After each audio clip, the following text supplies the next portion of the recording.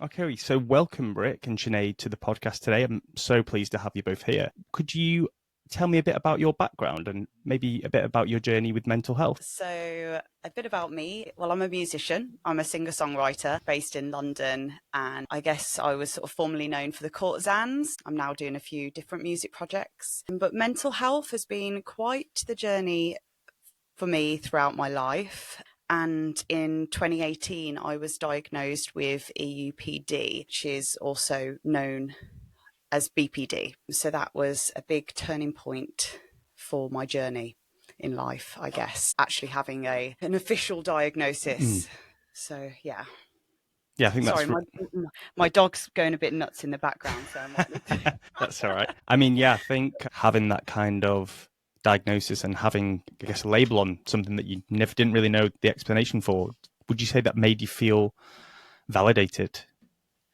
Um, at the time, I had no idea what it was. And I'd had sort of bipolar disorder thrown at me quite a lot throughout the years since I was quite young. And I had struggled with my mental health since I was at school. A bit of a rough time at school, and that's kind of where things really took a bit of a turning point, I guess, in my mental state at the time, and and things that was happening to me and what I was also doing to myself at that point. And I having a diagnosis for me was quite it was a long journey, because I was going sort of back and forth with the doctors and hospitals and all sorts for many years. And that was from sort of age 12, and I got my diagnosis when I was 29. When I had the diagnosis, it was, first of all, I didn't know anything about it. So it wasn't at the time something very known. But the doctor that diagnosed me did go through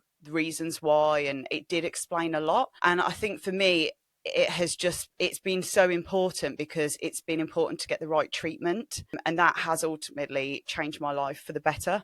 So it was a kind of liberating process in a way, because it was like, this makes sense. And there's somebody that actually understands what's going on in my mind. And now, hey, there's no cure for anything, in life when it comes to trauma, right? You cannot erase what's happened to you in life that has created these trauma responses. But there are tools that we can use that can perhaps help us manage our emotions better, or to deal with circumstances that have happened to us in a way that may not be so, I guess, turbulent to ourselves or others. So yeah, it was helpful to get the diagnosis, because it ultimately set me up on a new journey that was actually better for me. Yeah. That sounds like, yeah, you've been through such a big journey, but I'm really happy to hear, you've come through it and you can kind of look back and see why things might have happened. And it's so good that you've made progress with your mental health as well. Thank you. So, Rick, can you tell me about your journey with mental health and what inspired you to start Jazz for Peace? Well, I'm coming from like Sinead made me, I even wanted to ask her questions while she was talking, because it was fascinating, because she's actually been diagnosed with something. What did you say the name of it was? Was it ADHD that you were diagnosed? No. So a lot of people online know it as BPD, which is called borderline personality disorder. Oh, borderline personality disorder. Okay. Yeah, but doctors call it EUPD, which is emotional instability personality disorder, which sounds awful. Both of them don't sound great. And when people hear the word personality disorder, they automatically think of movies. They think you're schizophrenic. They think that you've got multiple personalities. And it's not that at all. It's just somebody that has been through perhaps extreme trauma in their life, which has made their emotions unregulated. So now you have sort of triggered trauma responses to certain things that could be quite minimal to some people, but a BPD brain has a black and white sense of thinking. So it's kind of like quite extreme ways of feeling emotions. So feeling sadness very intensely, but also the opposite, feeling like love and happiness, extreme intensity as well. So it's heightened emotions. So, and that's why having the right type of therapy is really important, because it helps you sort of bring those emotions to a more streamline. So, and learn how to mentalize better, so that there is a slight grey way of thinking which doesn't come natural to someone with that disorder. So that's why it's important to have the right diagnosis as well. Yeah, I have heard of that. I'm familiar with that term, and there's a lot of people talking about it now online. There's a lot of, people talking about that, borderline personality disorder. So yeah, thanks for clarifying. So for me, it really comes with, I come from actually the music, trying to maybe promote the idea that music itself is therapy for an individual, not just for the listeners and not just for fans of music and, people who love music and all that, but for the actual musician. I believe it can be therapy. And I actually am a promoter of almost anyone maybe being a musician. I mean, not, you don't have to be a professional, but you can find yourself through an instrument, and you can literally kind of clarify things with yourself. You can do, it's meditative. It has qualities, the bonding of a person with a musical instrument. So I was noticing just as a kid that I could gain strength within myself through my instrument, and then maybe have a chance at addressing the things that were making me crazy, or the things around me, or whatever other forces that were, traumatic, or, potentially harmful. I mean, there's a lot of people that get PTSD now, they're finding, and it's not just wars, of course you get it, but you can get it in a household. If someone's really nuts in your house, or you're stuck with somebody, or you can't get away from people, a certain type of person.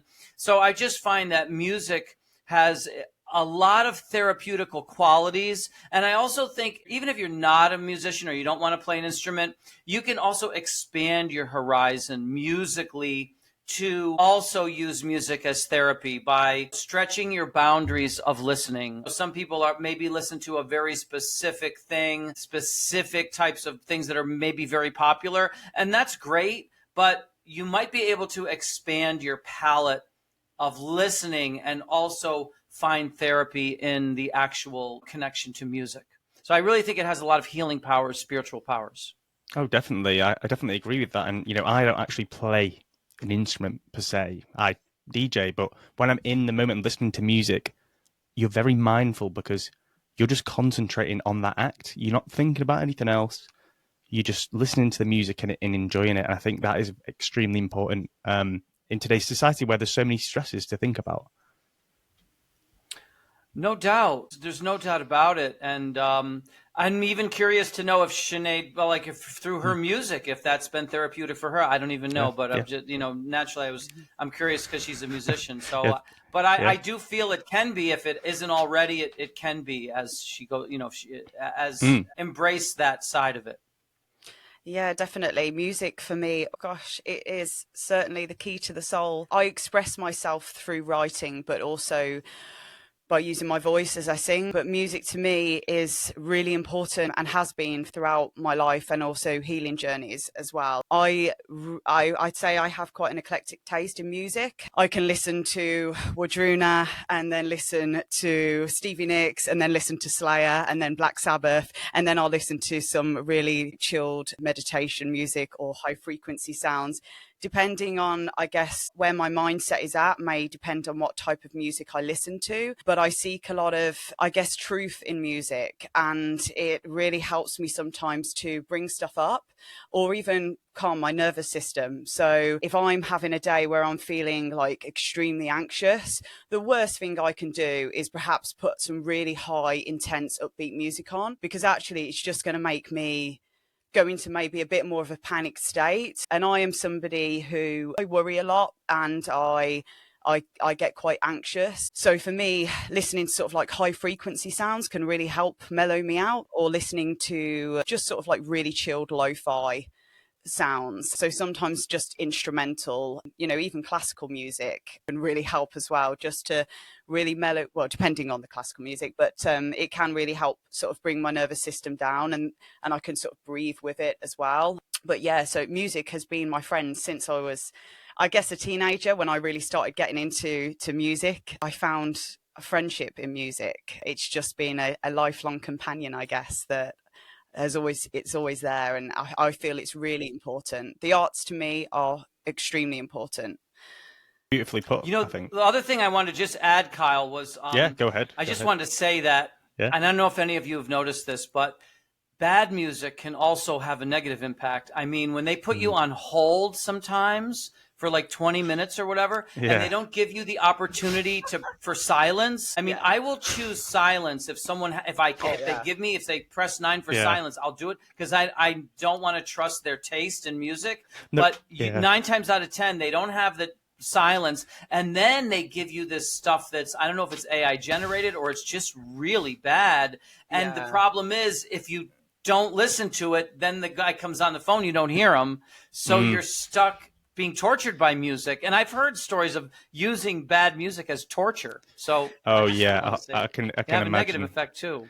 Well, I'll just add, I've worked at a bar for a number of years, and the Baby Shark song, that song must play about 7 times a night, and it drives me crazy at this point. Yeah, no, not about that. But Rick, can you share more about, why did you start Jazz for Peace? Because, I read a bit in your biography. Yeah, thanks. I started Jazz for Peace really because I had no other choice. I was on a rooftop in New York City, less than a quarter of a mile from the World Trade Center, literally watching the events of 9/11 that morning, because I'd been tipped off by someone on Wall Street, a photographer on Wall Street, that, hey, something was going on. And I said, well, let me just run up on my roof. I lived on a 5-floor walk up. So I just couple steps and open a door, and I'm on my roof. That's got to be something ridiculous. And I had no idea what I was in for.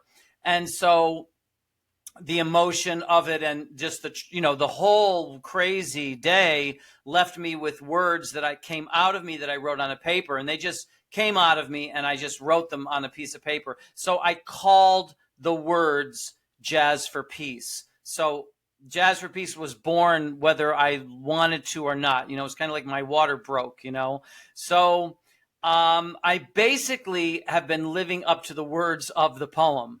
So that's kind of what I've been doing. I end up, 9/11, now it's 9/12, 9/13, 14, and I'm looking at this poem. And I'm like, well, most of us talk the talk and never walk the walk, and nobody really will call us out for it. But I'm like, there's too much is aligning here with the gods and spirits or whatever with these words. Why don't I try living up to them for a couple of days, And so here I am. So my journey basically dictated itself from the words of that poem. Like one step, like baby steps, now I have a poem. What am I going to do now? Well, now I'll recite the poem. Well, now what am I going to do? Now I'll put it to music, and just one thing after another, Yeah, so it's just benefit developed. Concert series, concert at the United Nations, et cetera, et cetera.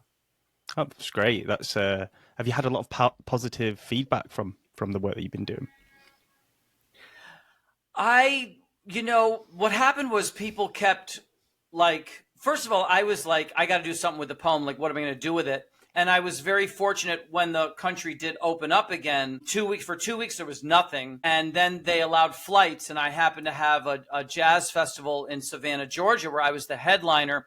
So I was like, well, I'll just read the poem and see what happens, So I read the poem to like 8,500 people. And then the next thing I knew, a few days later, I'm back in New York, and I get a call from, what the heck is going on with this poem you read at a jazz festival? Tell me about this, blah, blah, blah. And then they were like, well, it was a promoter, and he's like, well, are you maybe going to put it to music for our concert? So they just said, they just like stuck the bug in me. And I was like, well, maybe, I don't know, maybe. And then I was like, well, I might as well like put something together. So I opened the show with that. And then a preview came out before that where they asked me to recite the poem, and they put it in an article. And then after the concert, there was the whole headline was Dellaratta starts out concert with Jazz for Peace. So, already it was just taking on a life of its own. You know what I mean? So it kind of started, it came out of me whether I liked it or not, and then it just started taking on a life of its own. So now I had these headlines, I had this buzz, what am I going to do next? What should I do now? And then it finally came to like, well, maybe I should play a few concerts to help a couple of outstanding causes. There must be like 12 or 13 worthy causes here in New York City, having no idea that there are over 60,000 registered nonprofit organizations just in New York City alone, and over 1 million around the world. So I just started started doing them around New York City. And then I just, I kind of like bumbled into things, like there was, I was visiting an ex-roommate on Central Park West, and he's like, yeah, there's this youth hostel around the corner that just opened up. It's called Jazz on the Park. Well, it's called Jazz on the Park because the guy's name was Jazz, J-A-Z.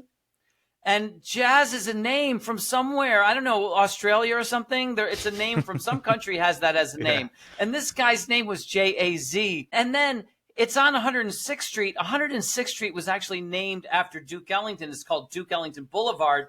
So I'm like, I'm just going to throw another Z on this guy's name, So I walk in there and I'm like, hey, would you mind if we did a couple of concerts in your basement, the basement of the youth hostel? And I just added a Z to his name. And then I just really kind of like future faked people, because I was like, well, you're playing where now? I'm playing Jazz on the Park. You never heard of it? No, I never. It's on Duke Ellington Boulevard. And people are like, wow. They're like, maybe I should have heard it. Maybe I'm the one who's, not up to things, So people just kind of played along. And the next thing you know, I'm playing a lot of concerts in the basement of this youth hostel. And I get a call because they're having the presidential election. It's around this time of that year, whenever that was, many years ago, 2004 or something. 2 or 3. And I get it from the office, like, this is so-and-so from Washington, D.C., presidential candidate Dennis Kucinich is attending. You're on his schedule. Your concert is on. I just wanted you to let you know he's going to come to. And I'm like, does he know this is the basement of a youth hostel? Like, it's like smelly down there. It's like, does he have any idea what he's up against? And what could I tell him? I couldn't say anything. So I just made the best of it. And, but now it's like presidential candidates are showing up to my gigs. I better branch out a little bit. So I started, just doing stuff around New York City, different places. And then I got a letter from the mayor at that time, was Michael Bloomberg.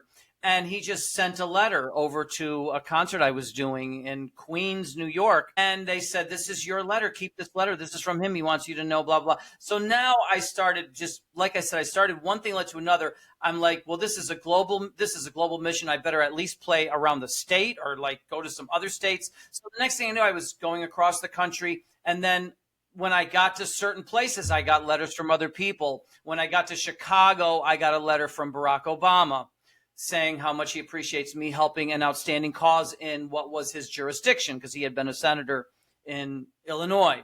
And on it went. So after a while, I was like, man, I better like go to other countries. And now, I like there's people talking to me now about our 10th trip to Africa. So it just, like I said, I don't want to take up the whole. I would take up 4 podcasts just telling you how I got from where I from the Obama letter to the 10th trip to Africa. Yeah. So basically, you obviously just started. It just all started from this poem, and then it just kind of you just fell into all the other things, kind of thing. Yeah. Yeah, and I'm not even a poet. I mean, I'm a lyricist, but I almost felt guilty for Edgar Allan Poe and these guys that slit their arms because nobody listened to their poems, and here I am, a one-hit wonder. Yeah. I always think the best jazz starts in a basement, though. So it's like quite ironic that you actually said that, because there's actually my favorite little jazz club in London is in Greenwich, and it's a really, really tiny little jazz bar that's in a basement, and it is literally a shoebox. But it's amazing. It's fantastic, and it's so old school, and I love it. So totally how it works. What's the name of that? What's the name of the place? I don't know, actually. I've been so many times. All I know is the Basement Jazz Bar in Greenwich. The Basement Jazz Bar in Greenwich. So get on Google. Get on Google. Honestly, it's tiny. It's a shoebox, but it's such a vibe. You're just squashed in there with loads of people playing jazz. It's great. That's really how it happens. It's like some little shoebox somewhere, and probably a musician walked in there like, what are you guys doing here? We don't know what to do with this little space. And he's like, okay, let's. But that's kind of the way they come together. They're always in basements. I mean, Sinead is 100% right about that. Well, you'll have to invite Rick over to play. Yeah, I would love to return to. London. I really would, for a lot of reasons. One, because a crazy thing. If you type in Rick Della Dellaratta Getty Images, there's a guy selling pictures of me when I played at Ronnie Scott's, which was only a few months before 9/11 that I played at Ronnie Scott's in London. And I haven't been back. And there's a guy who sells pictures for $500 because he's a famous photographer. And he happened to take pictures of me when I played there. And the other thing is there's a jazz animator in London that I interviewed on the Jazz for Peace podcast, and he's doing some amazing thing with animation and jazz. So there's something going on in London, but I hope I get there back again. Yeah, come back. Yeah, thanks for sharing the journey of Jazz for Peace, Rick. But I'm just going to ask Sinead another question now, which is, what have you learned from your experiences with with mental health and music, I guess, and how they affected both your personal life and working in the music industry? Oh, good question. Yes, mental health has affected my music life. So I was in a band called Courtesans for a long time, and it was the love of my life, I guess, that band, and everybody involved in it. And unfortunately, when it came to an end, about 5 or 6 years ago, or a little bit longer than that now, actually, time is flying, I found myself feeling a little lost, because I put my heart and soul into this band so much throughout all of my 20s, and I was touring, and it was such an incredible time, but also my mental health was just all over the place throughout the years, in my 20s. I mean, when you're in your 20s, you're finding yourself, and also if there's certain things that are happening as well at the time that may not be good for you. And it was just my head was all over the place. My mental health wasn't good. This was before my diagnosis as well, so I didn't really know what was going on with me and my mind. But also I was having this incredible time doing this really cool band with these amazing people. And then when that sort of ended, I just felt like, well, who am I? Who am I without the band? And I outside of my music life, I have a very sort of corporate job, and I've always kept my work life and my music life, which I call my real life, separate, Yeah. And I just found myself feeling lost. And I felt like, hey, there's more juice in me left. I'm not ready to give up music yet. And I just felt like I still have more in me.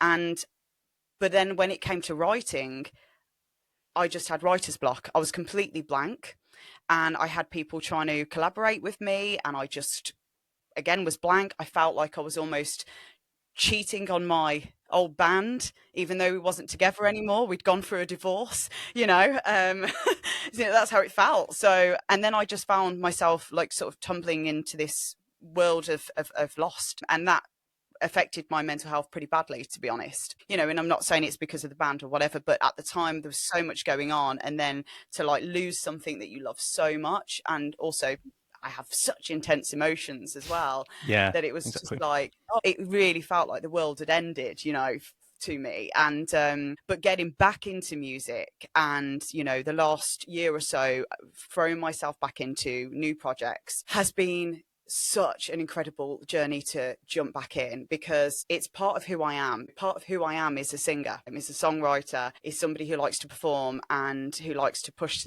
myself out there and push my own boundaries with music and creativity. And for me, that's really important for my mental health. And I know that now, because I felt completely and utterly withdrawn and lost from myself. And then to come back into it, I feel like this is me. I can feel myself almost sort of, I don't know, this sounds quite cheesy, but like you feel like that glow is like, oh, it's coming back out again. It was still there, but it was covered in darkness from circumstances that I was going through. So yeah, I think music for me is really important for my mental health. But I think the industry as a whole, it can be difficult. I mean, hey, there's toxicity in anything in life, right? And there certainly is in the music industry, in media. There's a lot of positives, but there's a lot of dark. So, I think that whilst it's really important to express yourself as a creative and to, not lose sight of that as part of yourself, there's definitely a side of it where you need to protect yourself too, because if you get lost I guess, in the matrix of trying to be something, or trying to, I'm doing this because I want to be famous, or I want to be on Wembley, or, you know, and that's your only goal, is to make this a career. It can be really damaging, perhaps, when you don't hit Wembley and you aren't a millionaire and it isn't your career. And that can feel like, oh my gosh, you know, I haven't made it. I'm failed. You're not failed, right?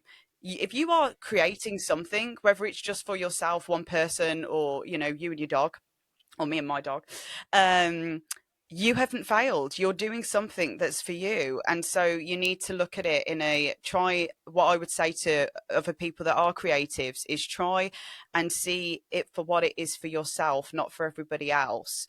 And, you know, channel the love that you put into your work into you as well, because ultimately you've got to be your own first fan and your favorite fan, because it doesn't matter then whatever else Yep. happens, as long as you're enjoying what you're doing. That's really important to like try, and if your mindset isn't quite there, that's something you perhaps need to sit back and work on and really evaluate on. Just maybe it's time for a little break. I had a break and it sucked, it was horrible, but I think obviously I needed that. And going back into music now, honestly, I just want to have a good time. I want to have Mm. fun. I want to enjoy writing, enjoy recording, enjoy being with different creatives, and just enjoy it. Hey, if you get a career out of music, amazing. That is incredible. But if it doesn't happen, it Yeah. doesn't need to be the end of the world, as long as you're enjoying the ride. Exactly. Like, you don't have to make something that you enjoy your whole world, and you know that is your career. You can still have something that you enjoy alongside other things, right? Exactly. And look, Yep. hey, you never know who's going to pick things up. You never know Mm. when something's going to take off, you know, just like Rick as well. You know, you didn't know that your poem was going to take off like that. But hey, you took a chance as a creative person. You expressed yourself in that moment and someone picked it up. And then lots of people picked it up. And then it turned into something else. It grew into this, you know, entire charity project that you have and career that you've created out of this. So these things can happen for people. You just go for it. You know, life's too short, and if nothing comes of it, it's okay. You're still doing Mm. it. You You've learn. you've You not. learn as well. Yeah. There's no failure in trying ever. Definitely. And you brought up a really important point, which you know, you said about people might have their aim. You know, I'm going to play at Wembley, or these kind of aims. And when you know, they think maybe, oh, if I play that gig, if I play this venue, then I'll be happy. And it's a Yeah, kind of at that point of chasing happiness and trying to chase this success. But what you really need to do is enjoy and embrace the process. Because yeah. if you don't embrace the process, you're never going to be happy. Exactly. And you know, I think there is the part of it, being a musician, it's just ingrained in us that we always want to do better. We always want to play the better gigs, have the better setup, have the better sound. It's normal for us to feel like, because we're musicians, we're perfectionists, we want this, we want that. That's part of creative process. But then there's the other side, just don't be so hard on yourself, because that's where the disappointment can be crippling inside. You know, it can eat you alive, and then it stops being fun. And ultimately being creative is about having fun, right? You know, even if it's through pain and sadness that you're being creative, at some point you may reflect on this in a way of healing, or and then see it in a different light. It's like songs I've wrote when I've had times in my life where I've been extremely sad, or I've been perhaps betrayed by somebody and I've wrote about it. It doesn't mean that every single time I sing that song I'm going to be set back there. Yes, it was a moment in my life. Yes, there may be some parts every time I sing it that's going to feel it, but it doesn't necessarily need to set me back to that time, to the point where I'm feeling completely broken, you know. Yes. So just sorry So to interrupt that. Just a good point before I forget it is, if when you have an emotion and you make music, you know, when you're in that emotional state, do you think that helps you to process the emotion? me personally, yes. I tend to write either to a beat, or I'll just voice note into my phone a lot. And a lot of the time I will do it like spoken word Yeah. poetry.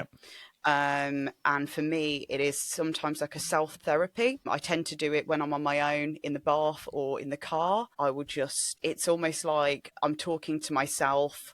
I'm talking to whoever's listening, you know, but I need to get it out. And sometimes if I hit record, that will, I'll listen back. That's a song, you know, and that's my expression. And then sometimes when I'm writing, I can't write for the sake of writing. I have to be writing about something that I feel, or that's something that's happened. I seek, I guess, inspiration in things that have happened. So, and I can't write without that personally. And for me, it does help. It helps me kind of mentalize a situation, you know, okay, what really happened here? What was I feeling? You know, how did this go wrong? And part of writing. You know, I think the most important word in what both of you are talking about really is perspective, because you don't know when something you do is going to reach the public audience. I mean, it took 20 years before the public started to want to hear the story of Jazz for Peace. So you never know what's, you know, so that's a perspective. The other perspective, as Sinead was so well pointing out, is that you really have to love and embrace and enjoy the state you're in at this time.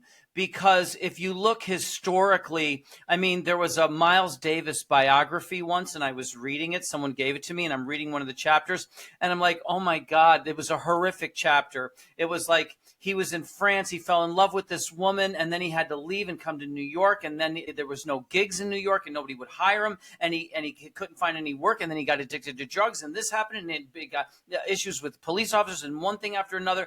And then at the end of this chapter, it says, and he wasn't famous at all. And at the end of the chapter, it says, and that was the best year of my life.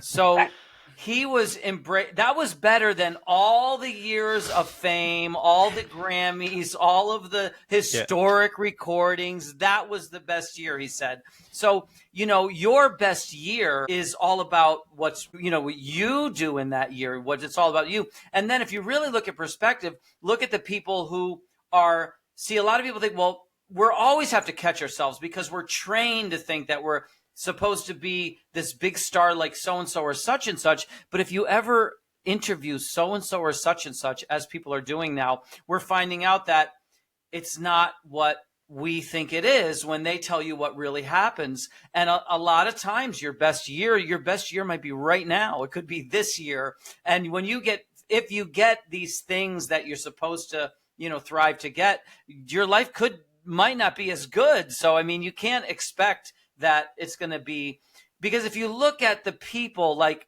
there was this one guy, what's that band, Journey, right? The famous rock band. I mean, they interviewed that singer and he became a complete train wreck. At the height of their fame, he was so disconnected because it wasn't him anymore.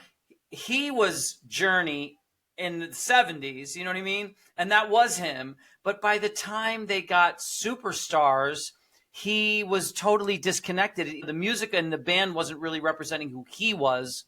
And he couldn't even do it anymore because it's like, what is my world? And then if you ask him, well, what really makes you fulfilled? He talks about a love affair that he had with a woman who was terminally ill, that he knew she was terminally ill with cancer, and anyway went into the relationship. And for 2.5 years, he had this wonderful love of his life until the woman died and made him promise that he would come out of his shell. So, I mean, it's not what we think it is. And it's an illusion. And like Sinead said, it's toxic as anything you can imagine. I mean, the stuff that's coming out now about the music industry, I knew about it, but nobody would listen to me. But, because who am I, right? Or maybe I'm just over exaggerating, or I'm a musician. Maybe I just am, having, bad blood on my industry. But no, it's a very, very toxic industry. And the public is finally getting aware of how absurdly toxic it is, that, it's like, it's as great on this level for the musician and like the things that I'm advocating, the spiritual journey of music and the mental journey and the way it stimulates your intellect and all of these things, how it puts you can find meditative states, and you can come to truths, the kind of truths that Sinead was even talking about. But you can come to those truths through your instrument, but you can go straight into the fiery gates of God only knows what by, messing around with the music industry. I'll continue actually from one of the points that you made, Rick. that I heard, which was, it's very important. I think what you were getting at was to have gratitude for where you are right now. Is that right? So, some people think, they need all these things, but they don't appreciate what they have right now. So an example that I read, I can't actually remember which book it was, but recently I read a book and it was about Dave Mustaine. So Dave Mustaine was kicked out of Metallica in its early years, and he tried so hard to try to do just as well. He was kicked out of Metallica, and he ended up forming his own band, Megadeth. Megadeth, super successful band as well, but not Metallica. And even though he got kicked out of this band, and he spent all this time, getting all these good artists together, creating this great group, he still doesn't believe he's a success. In a recent interview, he said he doesn't believe he's a success because he's not in Metallica. So I guess that's, one of the driving things for him was not just to make music to enjoy it, it was to be, prove them wrong, I guess, in a sense. Interesting. Ugh. It's very misleading. The whole thing is very misleading. And that's why you have to kind of dive into your inner self and always catch yourself and correct yourself, because sometimes there's so many subliminal messages coming at you that you feel like, well, how are you being perceived and all of this stuff? And I always have to ask myself, would I have done anything differently? And I find myself almost always answering, well, you know what? I would love to have this or that in addition. Well, I'm not going to subtract. If I'm not going to subtract anything, then I don't know if I really have any right to complain. And if you look in perspective, again, you'll see that a lot of times the worst news turns out to be the best news, because that person needed that, if that person had gone that direction, he wouldn't have become this. And not only that, but a lot of the people that we admire and look up to and rave, I mean, they were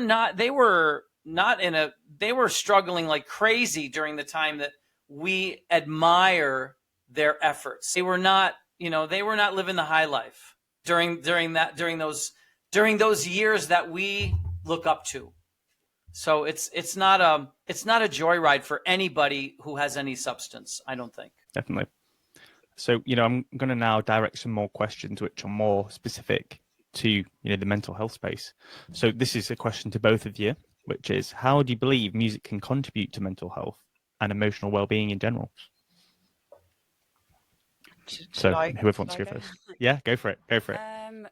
I think that when you are going through any kind of mental health disorder or any kind of mental health issues, it's really important to express what you're going through in a way that's healthy. I truly believe that you can do that through the arts. So whether that's through music or actual art, whether it's writing, whether it's creating something through, I don't know, crafting, I think it's really important to get something out, because sometimes if you're getting it out, then you're not taking it out on yourself, and you're not taking it out on perhaps others. And so it can be quite a therapeutic thing to do. You may also create something amazing. So I personally believe it's really important to express yourself in a safe way when you're going through difficult times, because ultimately when you're having mental health struggles, it's in your mind,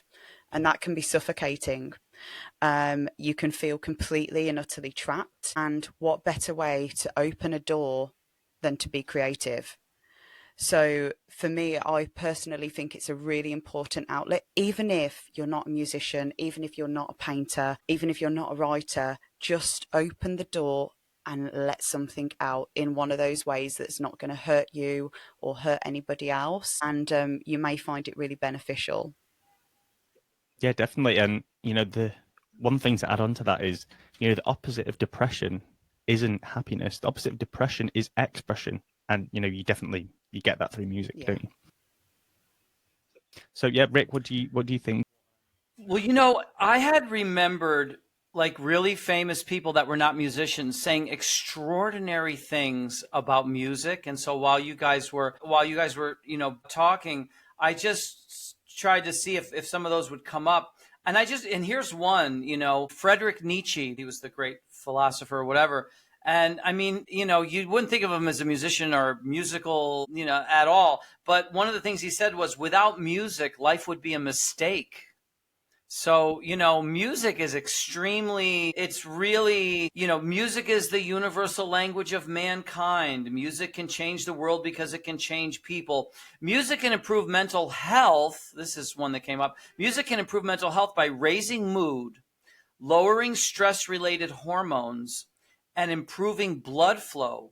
Listening to music before an operation can even improve post-surgery outcomes. But what I would like to add to that is that one thing music can do, and especially your own personal connection to your instrument or to music or to your voice or whatever, it can raise your frequency. And because I have a podcast called the Jazz for Peace podcast, and a lot of these healer types, it attracts them. They want to be on this podcast. And when I talk to them, they talk about frequency, raising your frequency and operating at a higher general frequency. And they are convincing me because they're all different, but they all have this common theme. It's almost like theme and variation, like a Beethoven symphony.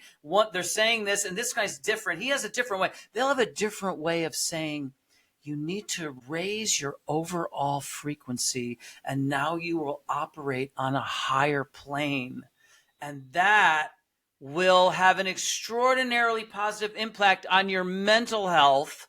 And then by positively impacting your mental health, that's going to affect your physical health, your, all aspects of your health. So, here's where music really comes in, because like I said, it can be used in many different aspects and forms to raise your overall frequency. I've worked with a lot of indigenous people. That's been one of the big positives of Jazz for Peace, is being able to meet all kinds of people from all walks of life. And so I would meet these indigenous people in the north of Tanzania or the south of Kenya, where Mount Kilimanjaro. And I would work with them on, and I'd find out their music. It goes back centuries. And music to them was not selling a product. It was not reaching the top of the pop charts. It was not these things that we do. They use, even, go to other countries, China. Music is used as medicine. Music is used as, healing, spiritual qualities. It's used to convey truths from past generations. So it's used for all kinds of, so again, by opening these things up, I think we could maybe even stop ourselves from growing crazy in the first place. I really agree with that, because part of my healing journey over the past year has actually been listening to higher frequency sounds. And I tend to do this every morning now. I get up and I'm not going to ask her now because she can hear, but the Alexa, if you just ask her to play high frequency sounds, which is, by the way, that easy. You just play them in the morning, and whilst I'm feeding my cat and my dog and I'm sorting myself out, I've got them playing in the background. And now I found when I'm in an anxious state or something's happening, I will ask to play those sounds, and it does help, level me out. But I do feel that if you continuously do it, there is something inside where you feel different, and then you start to gravitate towards more different types of sound as well. I mean, I love folk music. I like Viking music. I love listening to sort of Irish singers as well, folk singers. And it's the sounds that they're creating, the frequencies that are so beautiful and enticing. And it's just makes you feel like you're in a different universe sometimes. So I do think there is something in that, where I know people do talk about the higher frequencies and things like that, but they're talking about it for a reason, perhaps. And actually, as someone that's been on a bit of a healing journey, a big healing journey this past year, I have been using higher frequency sounds as part of that journey. And for me, it has been beneficial.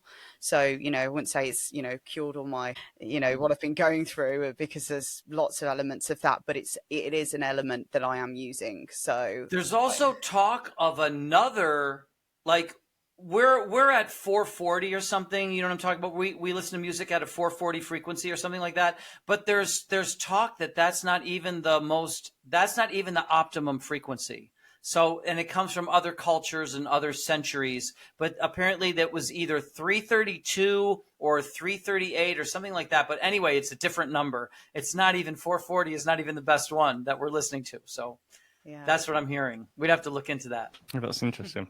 Yeah, that's really interesting. I've heard about it, but never really experimented with it. So, I'll have a go tonight. I'll ask my Alexa.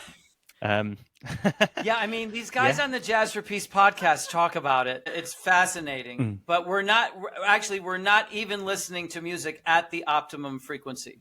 Yeah, that's interesting. So going on from that, could each of you share an example or maybe a story of how either your music or you working in music, how have you significantly affected someone's mental health? Has anyone ever said, your music has helped to improve their mood, or just a story that people could resonate with? Yeah, definitely a lot over the years, actually, and even recently. So I've kind of been, I guess, out of the music game for a couple of years, and I've sort of, dipping my toes right back in there over the last year. And I recently posted just a simple acoustic with my bandmate Ellie, and we just did a small little cover, and the reaction I got was really beautiful. In some ways, when you haven't been doing music for so long, you kind of wonder if anyone will want to listen to you anymore. Will anyone care? You don't know how people are going to perceive what you're putting out again. But we just sort of got together when we were having a girly day, and we decided, let's just play around with a little cover. And we did a cover of Wicked Game, and I posted it online, and the reaction I got was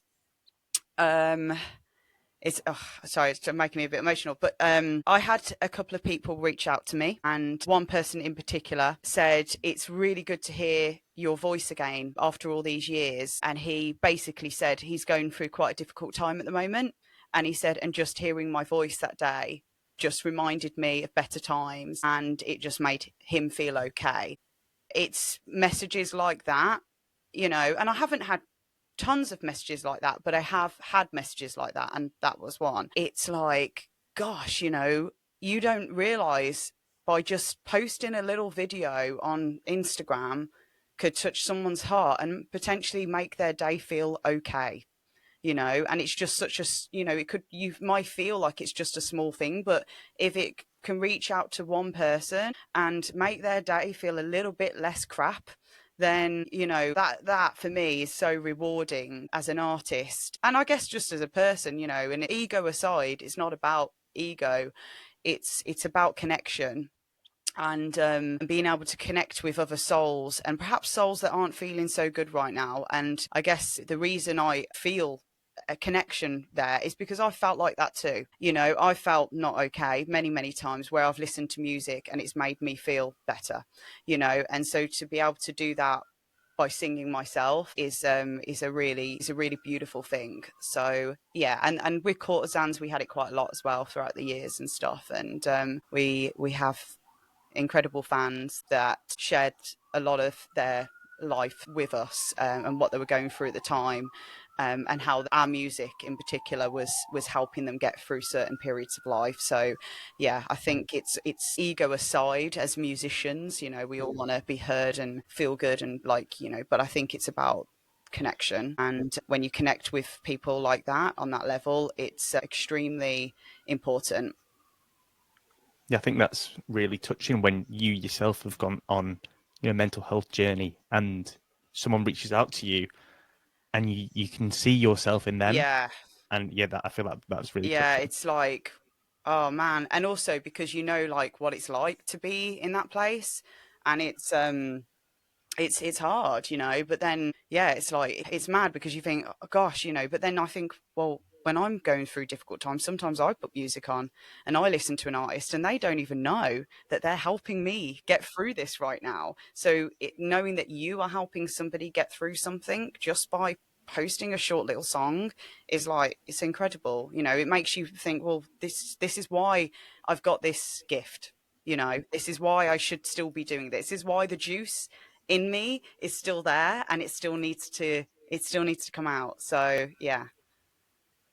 That's amazing. Such a great positive thing to get feedback like that. And what about you, Rick? Have you had any similar experiences? I mean, I think Sinead brought out something, and that is that music has the ability to have a profoundly positive impact on another human being. Now, look at all the things that we do all day long, and how many of those things have the ability to have a profoundly positive impact? Not too many, you know. And when we started Jazz for Peace, we actually wanted to make sure we documented the historical precedent of that.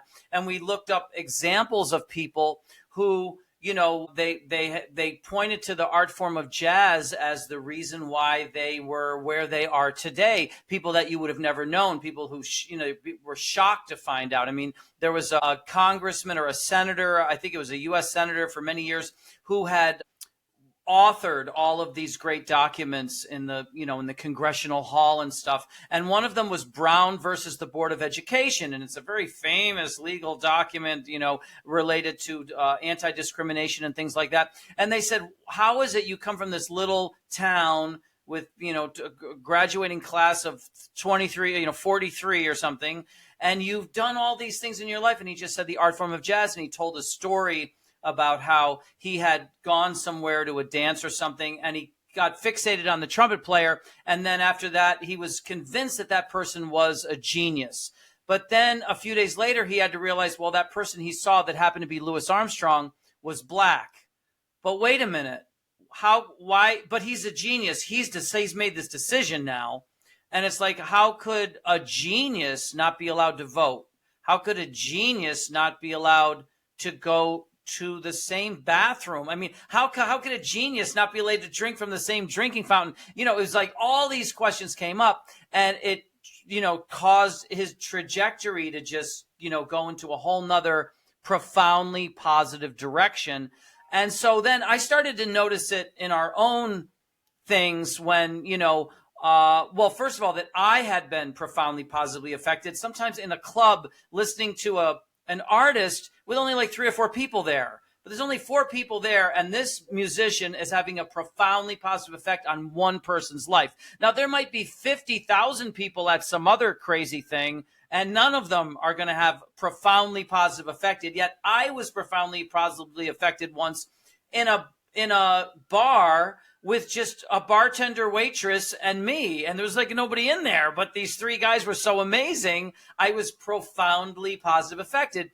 And then it happened to me once in Las Vegas, where this little kid came up and he said all the things to me. And I didn't think I'd affected anybody because I was showing up with these musicians. I never played with them before. And we had to just, you know, it was very stressful. And I didn't know if we were going to make it through the show, follow each other. But I just did the best I could. And a little kid came up and said the things to me that I had said, that I had felt from the people in that other bar. You know what I mean? When I was a kid. But then with Jazz for Peace, I found myself in situations where I'd love for Sinead, maybe I'd love to do Jazz for Peace in the UK sometimes so that the musicians there could experience what I've experienced, helping outstanding causes at the same time. And one time I remember I was in California and I'm with, I think it was called the Innocence Project or something like that. And this project had gotten all these people out of jail through DNA that were completely wrongly convicted, you know? And these people are all sitting at the front, and the woman told me they're all the front rows are the people that we've helped. We gave them front row tickets to your show. So I'm talking to these people, and they're telling me that, you know, even their family deserted them and thought they were guilty. Do you know what I mean? Until years later, the DNA. So, you know, they were like, for you to come and you know, play a concert for us and you know, show us that you care. And again, with the same thing I get from kids when we travel. So I just think that we're in almost dystopia by underestimating the power of music on mental health. Definitely. And, you know, you just got to look back, you know, if you look back to our ancestral roots, what role would music have had there? It would have been conveying stories, sharing emotional events. And it's all about community and, you know, people interacting with each other as well. I think that's probably one of the most important parts of it. Yeah, I mean, there's no doubt about it. We're just, like I said, there's a lot of dystopian stuff going around, and we need to find a way to, you know, make sure it doesn't weigh us down and keep it from weighing us down. But also we need to get together and kind of fight it in a positive way, in a kind way, in a peaceful way, so that we don't piss anybody off. But I'm sorry, we need to take a look at the power of music and the arts and culture in helping us get out of some of these holes that we've dug ourselves into. Yeah, definitely. I agree. So talking more about, individuals who are suffering with mental health issues right now, some of our listeners, what advice would you give to them regarding music? Maybe they work in the music industry, maybe they use music as a form of therapy for themselves. Do you have any of your own insights, things that you've gone through that you could give advice on? One time, I was contacted by these people that wanted to do a print article, and they said, we want to know the 5 things that make you happy. And I was like, okay, I didn't even know I was happy in the first place, but I'll play along here. And so I just took 5 sentences and I put, find a blank that works for you 5 times. And this ended up being therapy for me, because I'm like, well, what's the first one I'm going to put? And the first one I put, which I would have never thought, never even occurred to me, find a philosophy that works for you. So I just put that number 1. And then I find find a hobby, find a passion, find a blah, blah, blah. And I looked at those 5 things and I was like, wow, if even I would just do these 5 things every day, how could I have a bad day on this planet if I did these 5 things every day? So, but the first one I said, not knowing that I even felt this way about philosophy, but find a philosophy that works for you. I mean, that's not bad right there. The one I chose, each thing I chose, I did then I did a paragraph on why I chose it and why it was helpful. And I said the philosophy that was resonating with me was Stoicism. And just because it puts a lot of things in perspective, there's a lot of things in that philosophy that just really get rid of all the noise and put things in a way that you're like, okay, I can live with this. I can follow this. This makes sense. It makes sense to my heart and spirit, not just maybe something I'm chasing on a superficial level. But with music, I agree. I would say, again, you need to consider the possibility that music can has spiritual and healing powers, and try to look into those. And I mean, I would not deter anyone at any age from getting an instrument and just making a contact between themselves and their instrument or their voice, as Sinead, does as a singer. Yeah. And I guess from my perspective of things, what I would say is, for anyone that's struggling with their mental health, whether you're a musician or not, I think it's really important to really think about your self-care. And that's really, really difficult for a lot of people, but it's really important. A lot of us will tend to want to care for others. We will care for our animals, we'll care for other people, we care about other people's opinions, we care about everything else but us. And sometimes when you're neglecting yourself, everything can get, just feel like it's getting worse and worse and worse, because really you're not really looking at who's taking care of you. And it has to really start from yourself, because even if it's something really small, I would just set yourself little goals. And it could be, today I'm going to make my bed, and today I'm going to make a meal. And it could be really, really, really small goals, and just write yourself a list. And it could be 1 goal a day to start with. And it could literally be as simple as, I'm going to wash my hair today and dry it. It could be very, very, very simple. Or you may have other goals. It could be, this month I am going to pick up the guitar again. And even if I only do it once, I've achieved the goal. It could be, I'm going to listen to a whole album. I'm going to branch out to a different genre of music. It could be really, really small little goals. Some other tips could be looking at your support network. Do you have one? If you don't, where can I find one? Sometimes you may find a support network online. You may find a support network at a local charity group. There's lots of ways of finding people out there. So try and push yourself a little bit to do that, because the support network is really important. And even if it's very small, it's really important to have that. And everybody needs that. And if you haven't found it with people in everyday life, then maybe you can find that online. Maybe you can find that through a music community.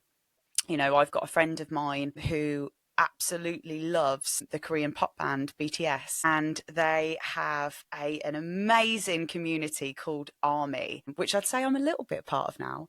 But she has found so much sanctuary in Army, in this BTS Army, and they have incredible meetups. I've been to a couple of BTS things now with her. They give you, they've all got printouts and gifts that they give each other. It's a whole community of people. So there's so many different communities out there in music that you can find your people, so don't be afraid, just do it. And then lastly, as I guess a third tip is breathe work is really important. And just a really simple tip that I do a lot is I do the 5. So you breathe in for 5, you hold your breath for 5, and then you breathe out for 5. And that is to help relax your nervous system, to bring your breathing down again. So you can do that with song, maybe with those high frequency sounds, which is what I do. And that's I guess another little tip that may be useful to someone. Yeah, great. Thank you for sharing that. I think, the breathing technique is super useful. I've included that in my leaflet that for an event that I'm running in the start of November. So, helps me as well. I struggle or have struggled for mental health for a long time. So it's a great thing and it does work. Yeah. So both of you, do you think that music could be used in traditional therapy practices and rehabilitation practices? Do you think that should be something that is more ingrained into those? Absolutely. So I'm somebody who has been doing MBT art therapy for 3 years. So that is mentalization based therapy. And I've been using art in those sessions. And that has been incredible, such an incredible journey for me to open up about traumas that have happened to me, my own feelings of what's perhaps going on subconsciously. I've put things down that I've perhaps not realized that I've had to go back on and have a look and observe. I can only imagine how opening that may be if it was to do with music. I don't have the facilities near me to, do a mentalization-based therapy through music. But if something like that was out there, I think that it would be really beneficial. Just alone doing it with art has been extremely beneficial. So I can imagine with music, music opens up the pathways to so many different elements of a soul. And so I can imagine that would be extremely important to do. If it could be done in therapy and if it could be done when people are in hospital and things like that, I think it's very beneficial.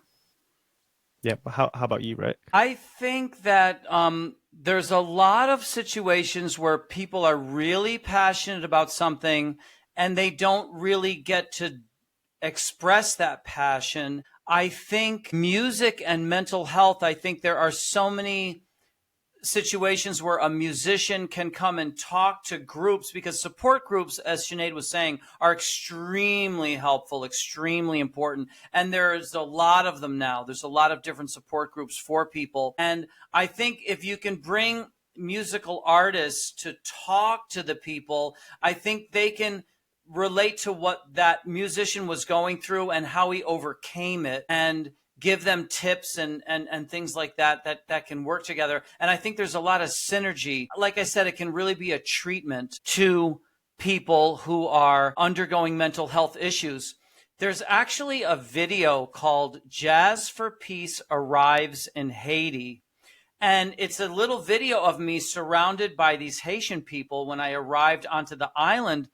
And they're telling me that they believed that Jazz for Peace, because it was after the hurricane, and they believed that Jazz for Peace had come there as a kind of a treatment and a kind of a healing for them. And they're just talking about literally answering your question without even being asked. And it's on Vimeo, I believe. Vimeo. And I think you'd have to type in Jazz for Peace Arrives in Haiti. And you would see these Haitian people saying that they feel that it's a treatment for them. It's bringing a healing for them, things like that. There's another video in Ghana of the same situation. And there had been a genocide in Côte d'Ivoire. And I was on the border of Ghana, Africa, and Côte d'Ivoire. The people had come over the border to get away from a killing that was going on, and the guys talking about it. So, there are just, like I said, it's way underestimated, and it's way under acknowledged. It's kind of a hidden gem for therapy, for mental health. Yeah. Yeah. I'll share something of my own story. Is I've talked about this already on the podcast, but in May I went to hospital, mental health related issues, and actually where I work now, I work at like a bar, it's kind of like a holiday village, let's say, and it has like a spa hotel, and in there they actually have this like therapy bed, and it's kind of like a water bed kind of thing. So you lie on there, you put an eye mask on, and then you listen to like this music, which is kind of like in time with like the vibrations of, you know, the chair and stuff like that. And it's actually designed to help people with PTSD. But, you know, I was speaking to the people, you know, who run the machine or whatever, and, you know, not many people actually use it. But I actually did find it really beneficial. Like it did actually make me feel better. Just this music that, you know, it was like loads of like different vibrations, I guess. And, you know, it really was like you know, matched the vibrations in the chair. So, and it did make me feel better. You know, I felt much better after. I felt much more relaxed and just generally, you know, improved. And, you know, having that as, you know, as you said before, Sinead, you said like you listen to the music vibrations, you know, the higher frequencies. It's part of the process. You know, it's not going to be the complete package, but it's definitely something that can help you. Yeah. I mean, just to tell you a secret, I cheat a little bit because when I wake up, I feel the weight of the world on my shoulders and it's brutal. The first thing I want to do is pretend I didn't wake up and just go right back to sleep. So that's the first thing I want to do. And then I'm like, well, I look at a clock and I'm like, oh my God, I'm going to have to face this day at some moment in the very near future. I'm going to have to face the fact that I'm awake. So what I'll do though is I will do something that raises my frequency right then and there. And I learned this from being a ski bum, skiing in the mountains. So I would have to be there early and I would have to ski, and I would be skiing on, you know, an epic situation in like the mountains of Utah. And I'd be skiing in this powder, you know, over my head powder and a wild thing. And my frequency level would be so high after a morning of skiing that it was a long way down to screw up the rest of that day. You know what I mean? Because I was already so high from that frequency. Just like musical performers, that's kind of why they take drugs after they play, because they don't want to come down from the high from the music. So, but my frequency is high, and then I would use music to keep the frequency, you know what I mean? To keep the frequency up there, to keep Energy, it up there. Yeah. So there's no mountain here in you know, in Times Square, but I'll go to I'll go and swim a mile, which is what I did this morning. I'll go and swim, and that will bring your frequency up. You know what I mean? Something like that kind of activity. And then now I don't have to boost it. It's already there. And now I can use music and maybe Tai Chi exercises on the piano or all kinds of whatever I can to keep the frequency high throughout the day somehow. But like I said, I really have to shoot up, you know, in a sense, you know what I mean? Yeah, with all the different. So I have to get high that way, and then I kind of, you know, try to keep it flowing through the rest of the day. But like I said, music is it's a huge way, because if I feel my frequency dropping, I can go to this piano that I'm sitting at and I can boost it back up again. So I'm going to ask you guys one more question. So do you think that the genre of music can have an influence on the individual's mood? So different genres, different moods? Yes, definitely. For me personally, anyway, I have noticed this last year as I've been on this healing path. So I've been joining sort of like moon circles and all sorts, and I've been doing meditation, and I've been following the moon cycles. And every time I do, I meditate or I make sure I listen to high frequency sounds. And I do think sometimes music, I mean, look, you're not going to listen to a really relaxed track while you're going running or you're in a gym, right? You're going to listen to a gym workout track, and it could be, really hardcore heavy metal to get yourself going, or it could be like super pumped up pop music or whatever it is that makes you sort of get really active and pumped up. And I think sometimes if you're not in the right headspace, that type of music is not going to help you. And whilst sometimes you want to listen, say if you're angry, somebody has really hurt you, and sometimes we tend to, and I do it because I go into my sad girl mode and I love sad girl music, but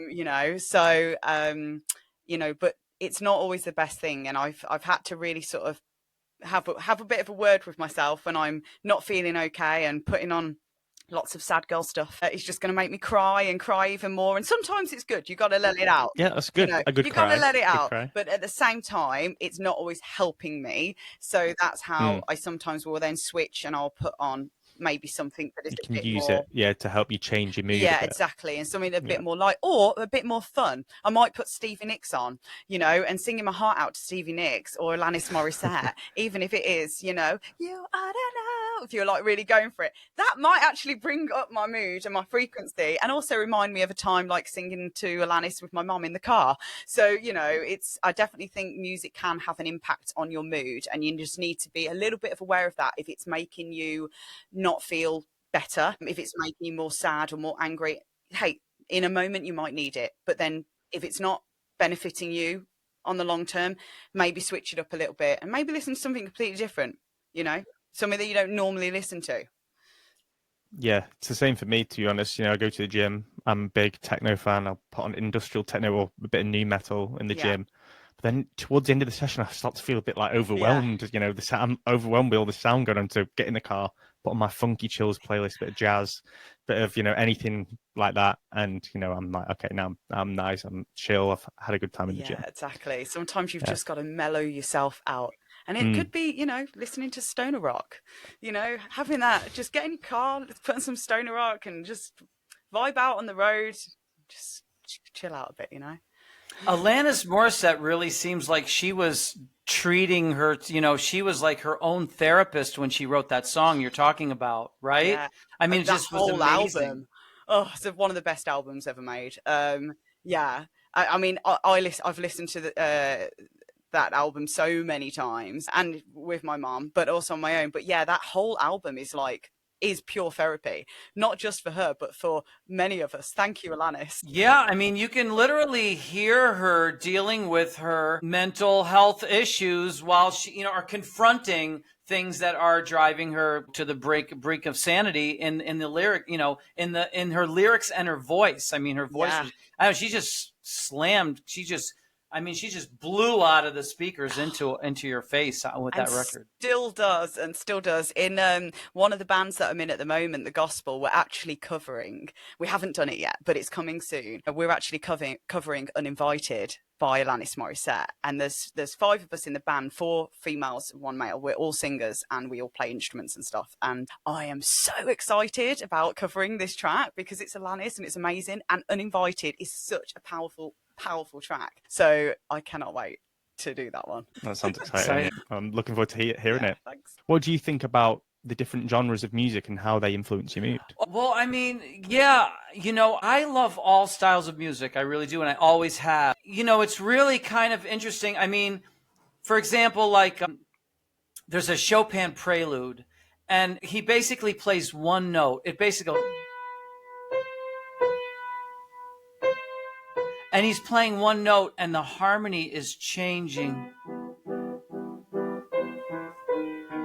And it's just like, and it's just, he's taking you into the 1800s and you're feeling his spirit and his soul. And he's like, you're channeling into like his life and his world. And it's like crazy. And it's a one little page prelude. And it's just nuts, So, I mean, the power of music. But, I agree with Sinead. Sometimes you have to just cry a little because you just have to do it sometimes. I was playing James Taylor's Fire and Rain because I was on a show the other day and I had to choose some songs that were related to the to the problems that, because there's some people in mountains and stuff from this floods that are just, crawling out of mountains and they're lost family members and all kinds of crazy stuff. And I was, I just, so I mean, the power of a folk song, the power of a lyric, there's just so much in that. And how could it not be beneficial therapy for you? I mean, just how could it not be? We've got to bring more of that into people's lives that are troubled, and almost every life is susceptible to trouble these days.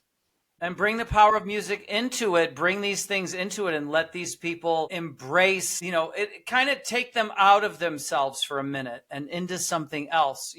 That's what music does as as jazz, as improvisation.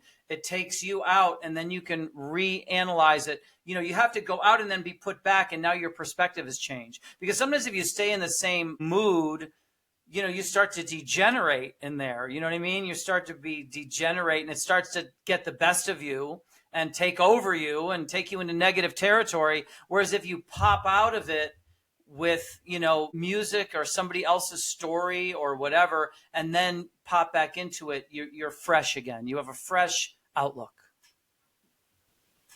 Yeah, I agree. Thank you for that, Rick. So I'll kind of wrap up this podcast episode by asking if either of you have any projects that you're currently working on, or is there anything you'd like to share or perform? I was going to tell you guys that I finally found where I played in London a few months ago, and it's a place in Soho called Karma Sanctum. I don't know if you ever heard of it, but it's in Soho. It's called Karma Sanctum, and I played virtually because they had a thing there with all these different. It was called Creative Minds, Celebration of Creative Minds, and they had local artists, all different local London artists. And then for me, they just pulled down a big white screen, and I just appeared from here, from this seat, and played in London. But yeah. So I was just because knowing she was from London, I kept thinking about it. I got to look that up. So, but no, what would I add? I don't know. I mean, I think you guys have really covered a lot today. No, I meant Rick. Would you like to? Is there anything that you're working on? Currently. Oh, me. Or coming up in the future, or would you like to share? Well, some, I'm some working music on really. And play. If I go nuts in the next few months, you're going to know why now, because I'm working on stuff that really could drive you crazy. The problem with Jazz for Peace now, before we were addressing redefining peace by helping our world's most outstanding causes. So this was fantastic. We would go help that cause and then let that cause go and save the world, But the problem with us now is that we have traveled all over the world. We have met people from all walks of life. We've even brought Palestinians, Israelis, and Americans together at the United Nations. And now we feel like we have solutions. And is anybody going to listen to us and take it under consideration? So we have solutions for things like the problem with outstanding causes not being able to do their job because they're always fundraising. So we want to start a trickle up economy, and people are going to look at us like we're crazy, but we've been thinking about it for 23 years. And I think you should take a look at it because I might be right. I mean, I was right about Israelis, Palestinians, and Americans coming together at the United Nations in 2002. Nobody listened, and look what happened. So now I feel like we have we can start up a trickle up economy to go along with the trickle down, because trickle down isn't cutting it for a lot of us. You know what I mean? It's great for the guys who get the money first. Maybe it's great for Wall Street or whatever, but a trickle up economy for philanthropic purposes. So we want to introduce that. I don't know who's going to listen to us, but we want to do it because I think it will make a big difference. You can only try. We want to bring out every individual's superpower, because we feel like and that's where you come into mental health. All these people with mental health problems, we don't know their potential. Believe me, they probably can do things that I couldn't even dream of, because we're all unique. We can all do things. I mean, you both can do things that I could never do. This is just a fact. So what is the superpower of these people with mental health issues, with employment issues, with these problems, with that problems? Well, you could take funds are being made from AI. They're being made from machines that are putting people out of work. You could take those funds, instead of giving it all to Jeff Bezos or whoever, the head of that company, you could spread it out in a way that gives these people a chance to solve our world's problems, rather than having all these problems just get bigger and bigger and bigger because nobody has time to solve them. So you could let these people that have, qualities inside them, because we don't even know what their potential is. You'll find somebody gets so passionate about a problem that I'm not passionate about. Who's going to solve it better, him or me? You know what I mean? Let these people give them some kind of I don't know what they call it. It's just a stipend or whatever that allows them to work on it and show us some results, show us what they're working on, but you could take that money rather than putting it all in these crazy bank accounts in these islands, right? The island, some island, or in Switzerland, like Cayman Islands. These people have all this money, never going to spend it. You know what I mean? There's simple answers. And then unfortunately, we also have what we feel is a solution for the Middle East.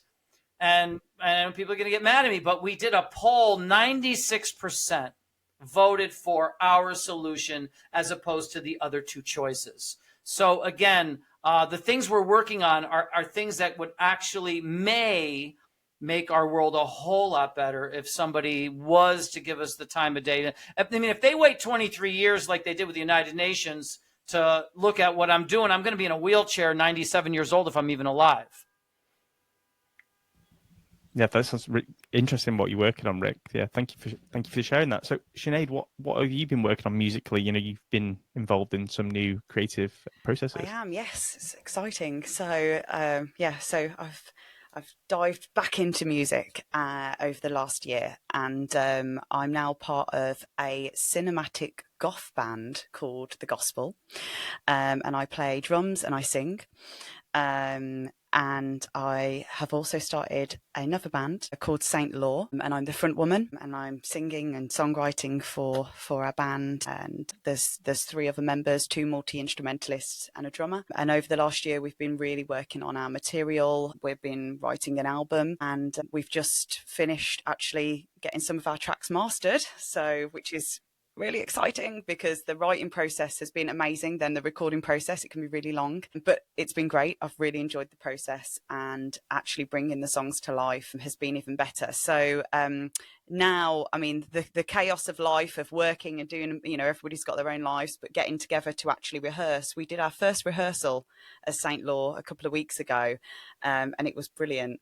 But we've still got a little bit of work to do in terms of getting it all together, ready to perform. But we're hoping to get some gigs together, perhaps sort of April, May time next year, to plug ourselves out there. So yeah, what I would say is anyone out there, perhaps follow my page, Sinead Bales, because I post about all the music projects that I'm involved in, and we've got a couple of gigs coming up as well with the gospel that I'm pretty excited about. We're playing Whitby Goth Festival, which I can't wait for. So yeah, really, really excited, working with some fantastic people in both bands. Well, I am working with fantastic people, and I'm just really enjoying the process, and I just can't wait to get out there more and just feel the life that music brings you when you're performing on stage. Yeah, that's great. And, I'll include everyone, both Rick and Sinead's links in the description for this episode so people can check both of you out. Thank you. But would either of you like to share, some music and perform for our listeners? Do you want to play something, Sinead? I'd love to hear you. Well, I could go get Ellie. Ellie's here. So, hello. This is Ellie. So Ellie is a member of Saint Law, the band that I was just talking about, and Ellie is a multi-instrumentalist and is also our producer.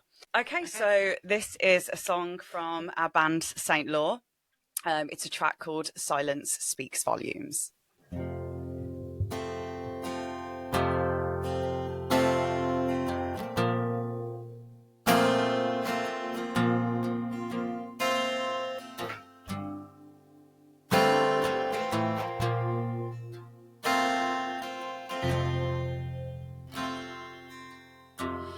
You turn and say nothing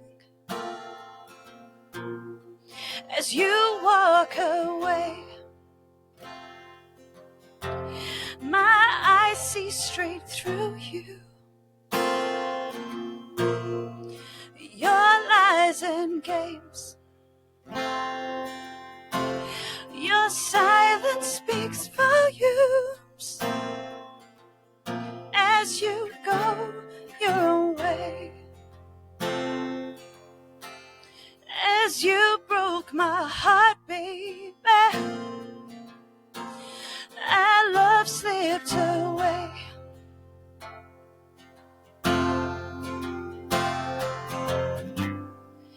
Needed you.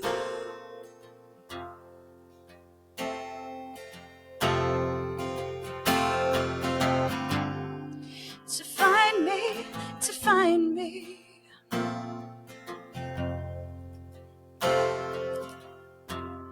Time goes by so slowly. Let my heart lead the way. A new start has taught me there'll be brighter days.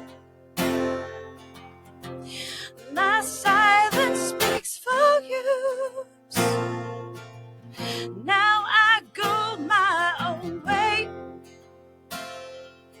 I take care of myself, baby.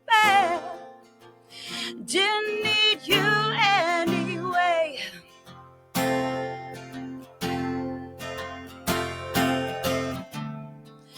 Turn away, fly away.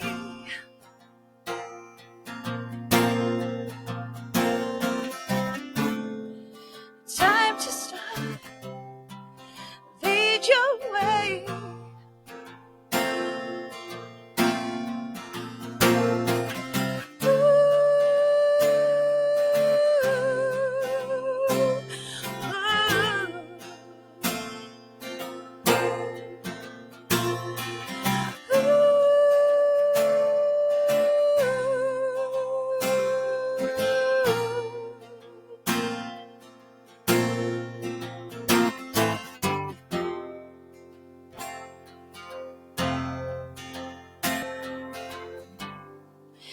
Needed you, needed you.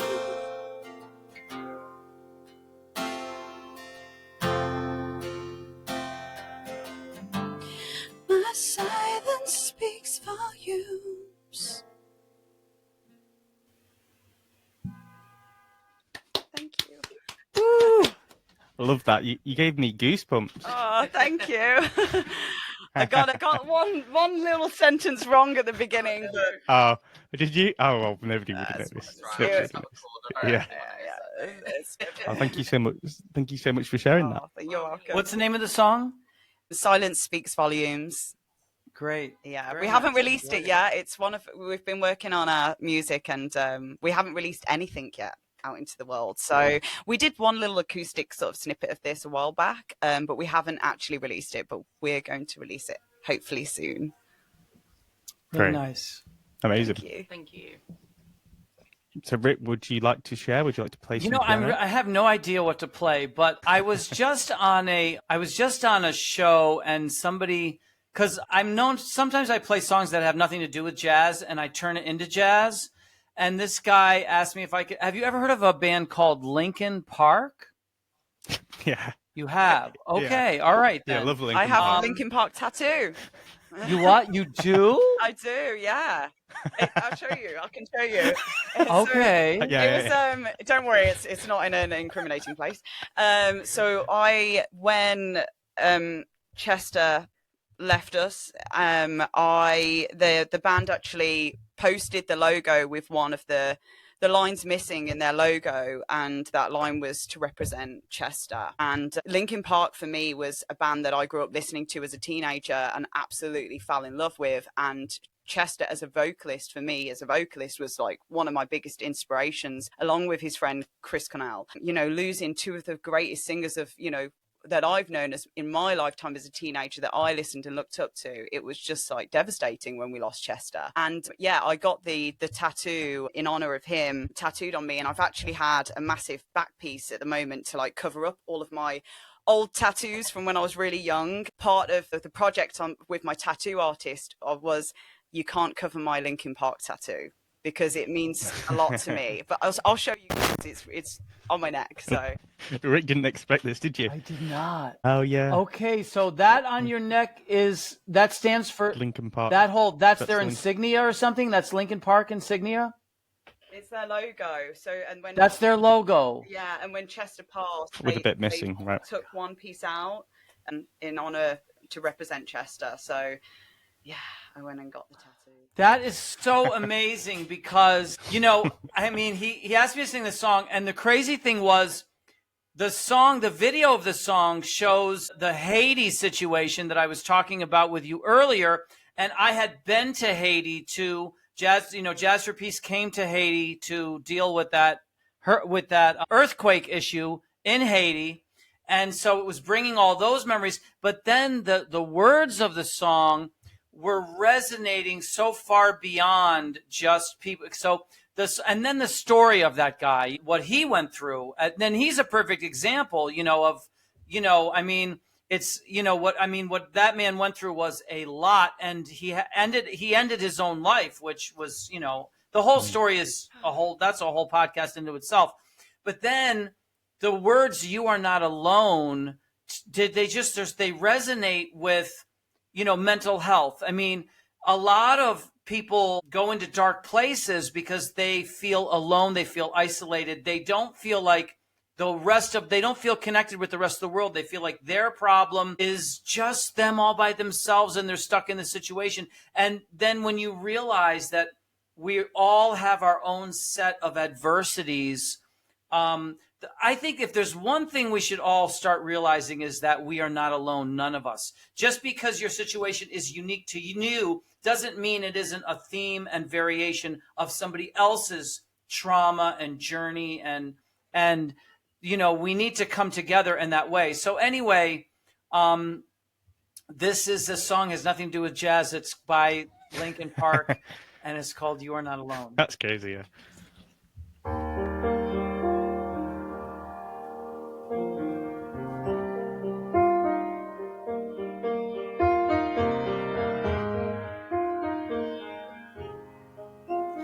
I break down, fear is sinking in, the cold comes racing through my skin, searching for a way to get to you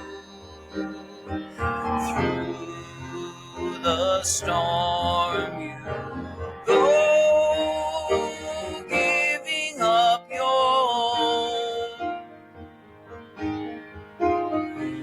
go, leaving all you've known. You are not alone.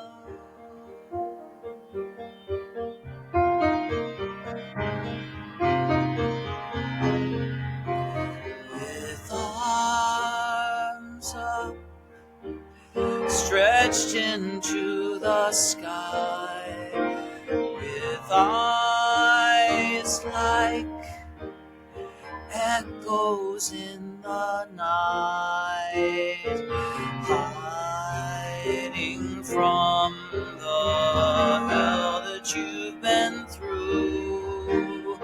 Silent one, you go, giving up your own, go, leaving all you know. You go, giving up your own. You go, you are not unknown. You are not alone.